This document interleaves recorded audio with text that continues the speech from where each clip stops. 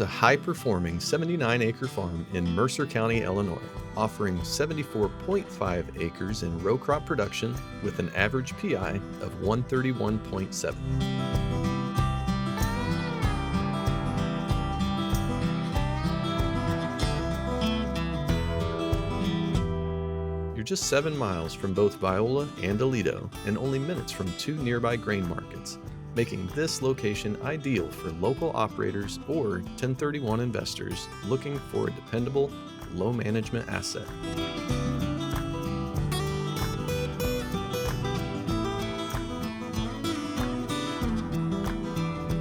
The soils here are excellent, with nearly 47% Muscatune silt loam backed by Osco and Greenbush. Solid, productive ground that's easy to farm and easy to access.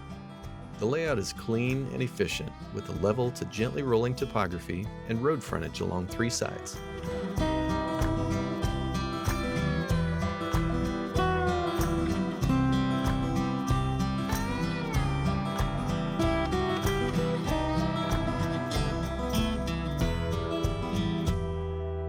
Electricity runs along the west side, and there are no easements or improvements, just clean, Class A dirt and a strong farming community.